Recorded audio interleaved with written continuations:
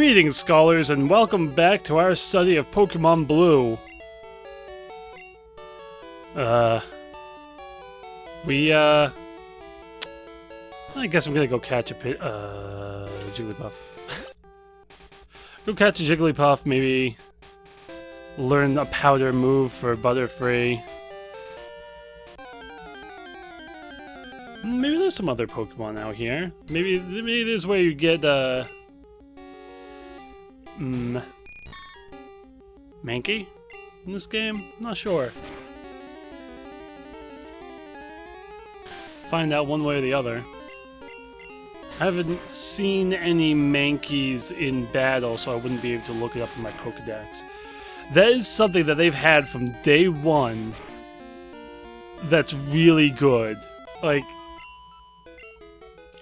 look at this, the Pokedex, right? It has all, like, a lot of the information that you would want. Maybe not all of it. Let's see, let's go to Pidgey, right?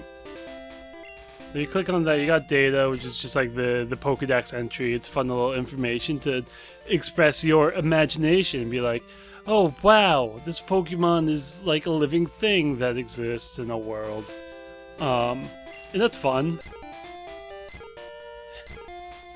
They did a lot with the cry pages in future games, but in this one it's literally just that. And that's neat. I don't know why, but the cries have a lot of nostalgia for people. Like, I know why that's true, but like I don't know why it's an option to just listen to their cry. And then you have the area where you can find them, which Pidgey is apparently everywhere, which I figured they would be. And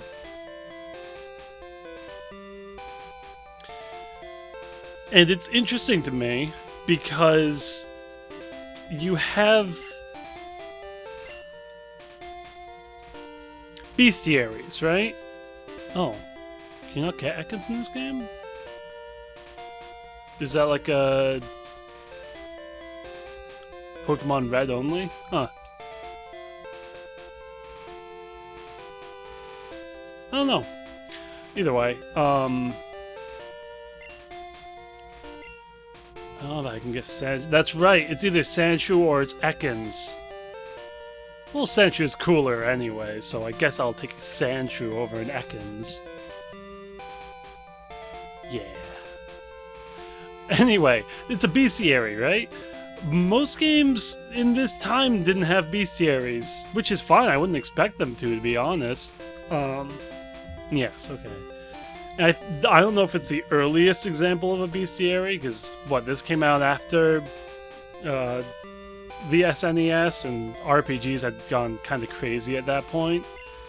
I know where Diglets are, I don't even have to ask.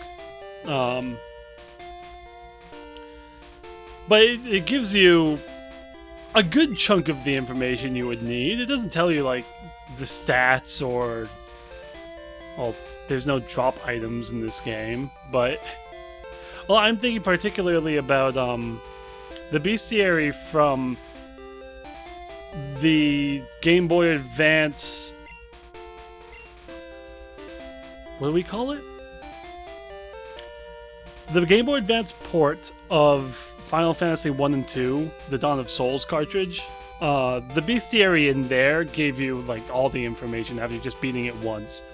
So you would, like, beat a boss, having saved beforehand, looked at the bestiary for that boss, and it's like, oh, this guy drops a longsword. Like the first guy, he drops a longsword. No, you can't get him anyway. Which is like, it's the best sword you can get for like 2 or 3 dungeons. It's not a terrible idea to just keep fighting him until you get that drop. If you need that help. I mean, it's not a terribly hard game. Not that part, anyway.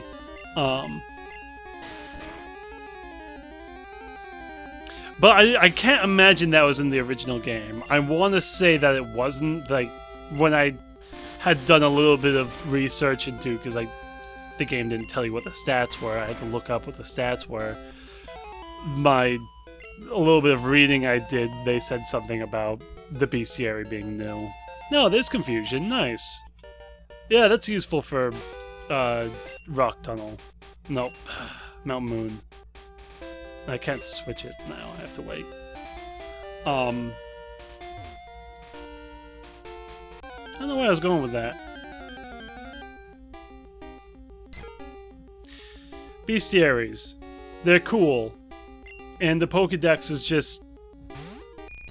It makes sense that it's in this game, and maybe not in, say, the classic Final Fantasy 1, or I don't even think it's in Final Fantasy 7 for that matter. But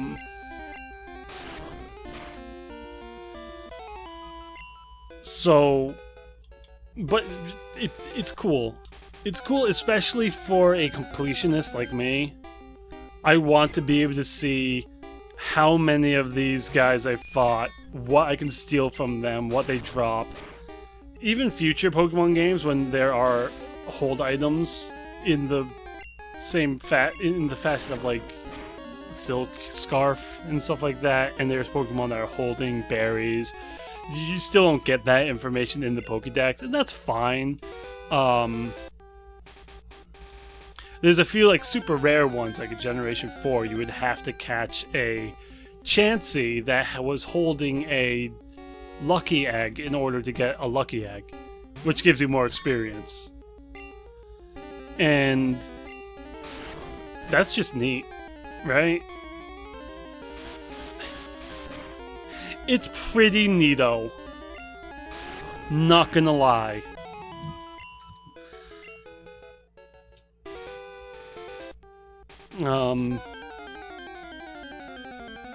Yeah, I generally don't consider having full item collections part of my completionist runs.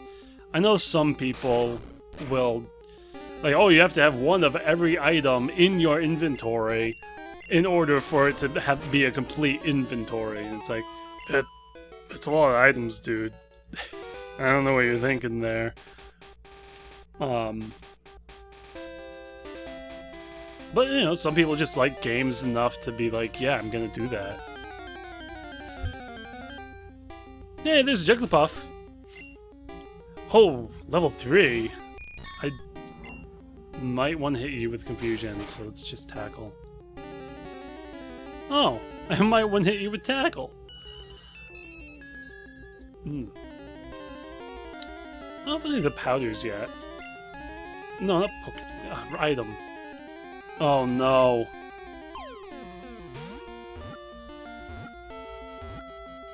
Nice. I was holding my breath for that one. Oh, I have to go all the way back to get more Pokeballs. Oh, it's a shame.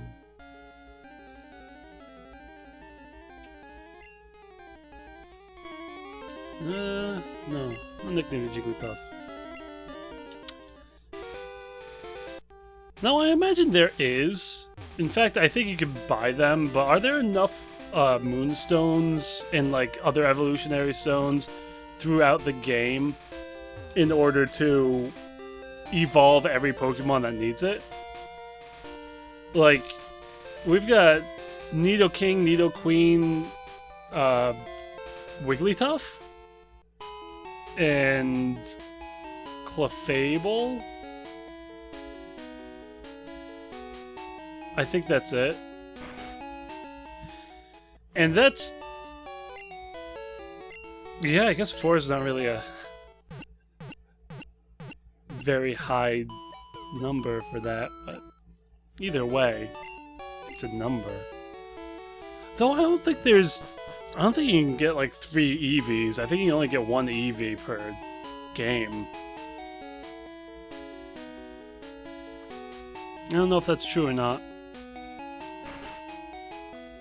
Anyway, need more balls. Do I have any escape rope? Should I bother? I mean, worst case scenario, I don't have enough. I just like lose too much health in wild battles and I have to faint.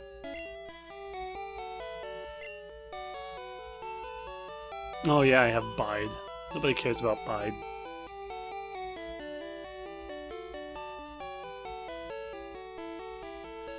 Maybe I should buy some potions.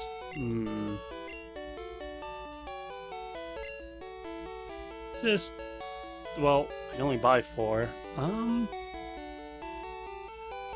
Did I really already use all the potions you get? Because it's like... No, it's on the top of my list. I have 3 potions, I'm fine. Okay.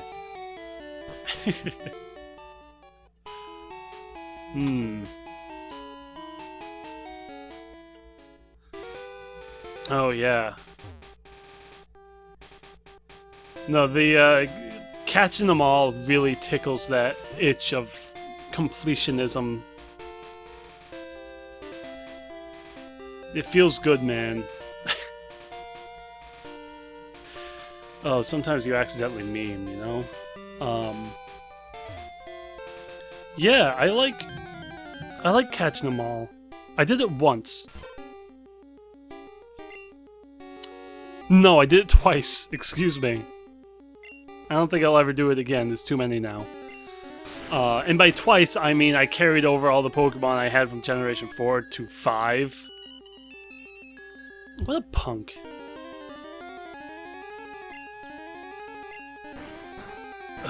Jigglypuff.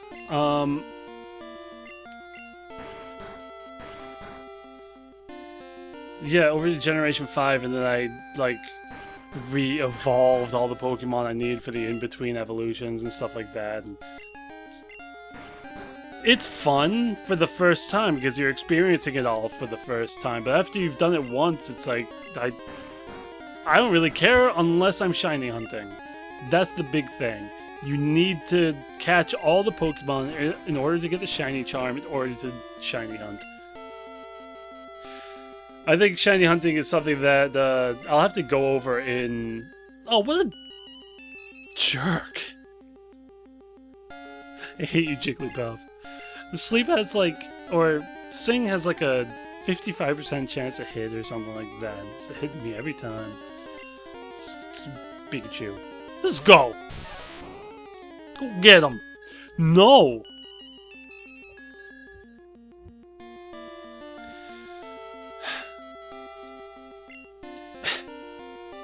I hate you. Bulbasaur, kick his butt. Ah, that's right. A little bit overkill, but it's fine. Ugh, I gotta bring everybody to rest. What level is, I don't know what level the trainers are in Mount Moon. The trainers back here were like, the highest was... What? 12? I feel like there's one Pokemon that was like level 14, but... I have Bulbasaur for that.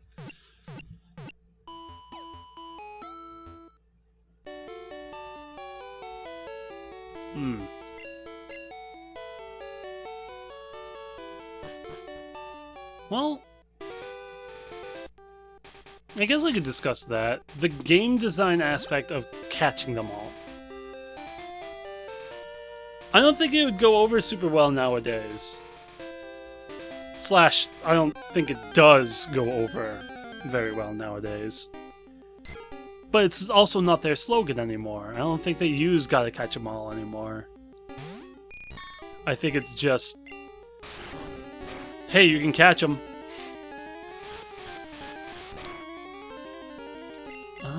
Yeah, the only reason I'm staying out here rather than advancing to Mount Moon and training in there for a bit is because I feel like there's another Pokemon over here that you can't catch before this. I could be wrong, but I feel like there's Mankeys here. Anyway. Yeah, well, with there being like over 800, over 900 maybe, Pokemon right now, of course catching them all is a tall order. I doubt kids are really terribly interested in doing that. I'd be happy for somebody to prove me wrong. But I feel like after Generation 5, catching them all just kind of became too much of a chore. Oh, that's right. Confusion does cause confusion. That makes sense. But talking about just Generation 1, catching them all is really dope.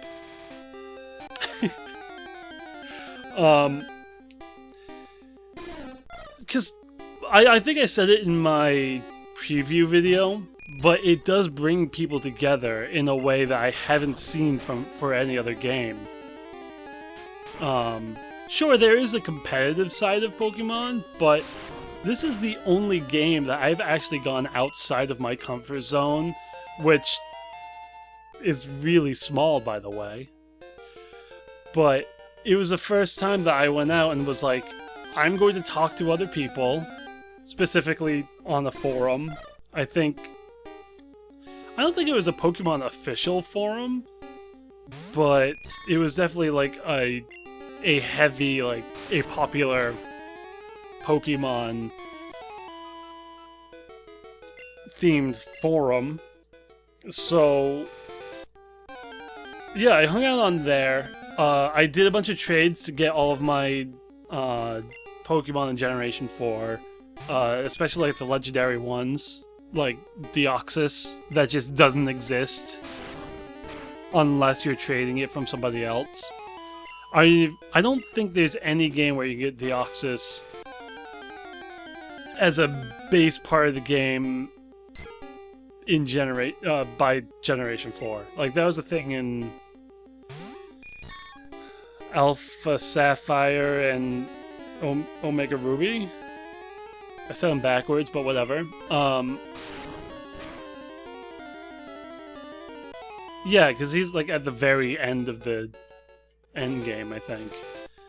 But by Generation 4, there's nothing. And you had to trade with people, and it was exciting for me, because it was, again, outside my comfort zone.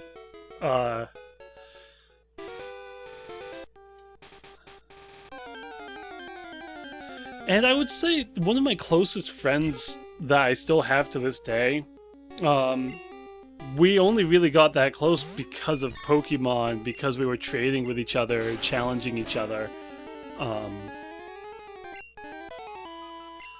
And it was a lot of fun. And I think there was I got the last legendary dog. So this was before Heart Gold and Soul Silver came out. I got the last legendary dog, Raikou. Raikou? How do you want to pronounce it? I don't know. Oh, of course I'd miss. I got him from a trade where, rather than trading Pokemon with someone, because I don't think I had anything that I could give comparatively for a Raikou, but I gave them they gave me like their team of Pokemon that they're going to use competitively, gave me their list of EVs that they wanted, what level they wanted them at, the attacks that they wanted on the Pokemon. Wow, I'm missing a lot. And I just trained those Pokemon. There's like 3 different Pokemon. The only one I think I remember was Swampert. He was pretty cool. He's pretty cool.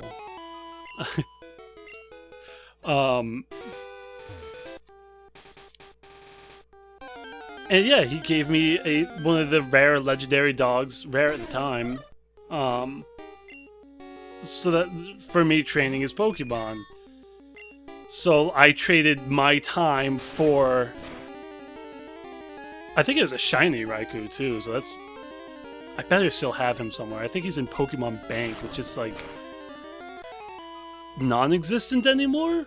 Like, I think the Pokemon still exist, but they've been swapped over to Pokemon Home. Which is just this whole wacky thing to me. I just want... I wish I kept them in my copy of Y? I don't know if I have X or Y. I think it's Y. Anyway. I've got to be close to a level up here, right? Do I get my next move? Where is it? To level up. 170. That's like 4 more battles. And I haven't seen any different Pokemon either. I don't think there's anything here. Let's move on. I'll see a Mankey in a trainer battle later, and I'll use the Pokédex to find out where it is. It's fine. Oh yeah, in current generations, this person would be somebody to heal your Pokemon. I kind of had that in the back of my head when I approached her, but nah, man. Oh, that's right. I gotta catch this one. Nope. It was a one-hit KO. Oh.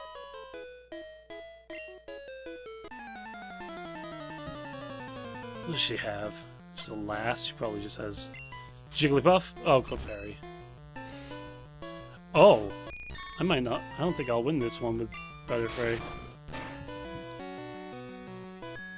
Especially if Butterfree's asleep.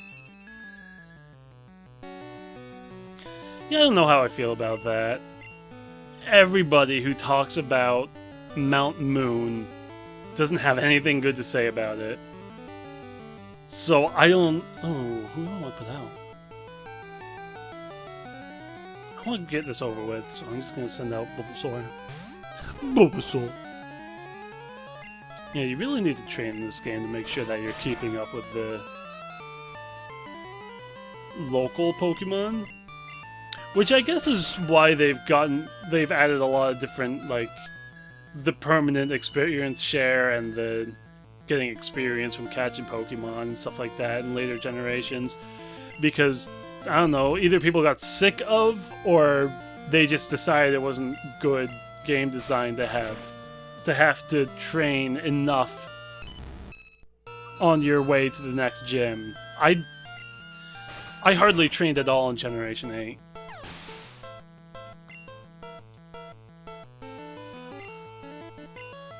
Ooh, that got me close.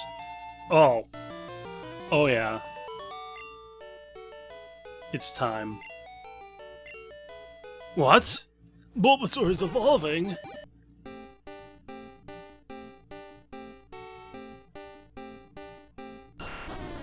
Nice.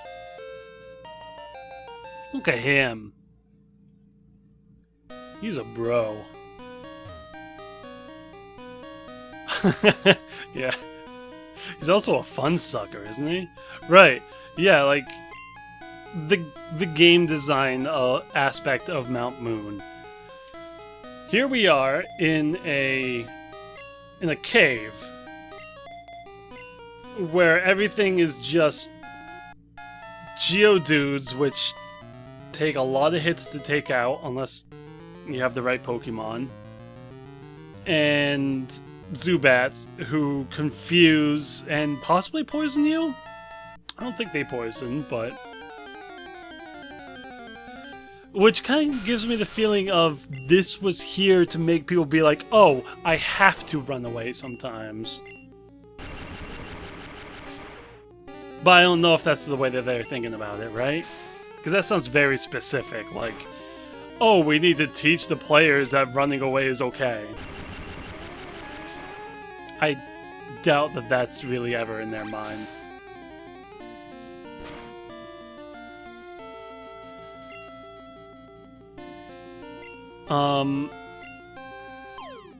But, that said, compared to the lack of dungeons in Generation 8, I actually really, I prefer having these kinds of dungeons, where it's like, yeah, you have to go through a bit of a slog in order to continue, whether it's because there's an item at the end of it, or some other kind of event. Um,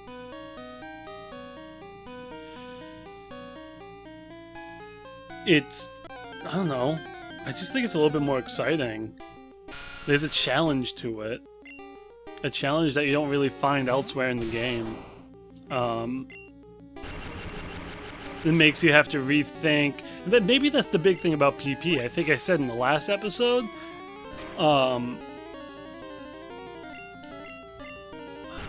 PowerPoints, that's what PP stands for.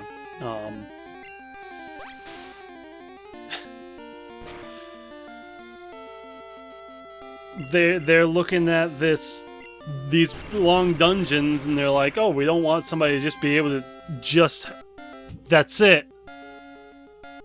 That was their attempt at making you not just use your starter Pokemon for the entire game. I got it. I figured it out. Yeah, I think having Pikachu trained a little bit, just so I have some alternative for fighting Misty, wouldn't be a bad idea. Oh!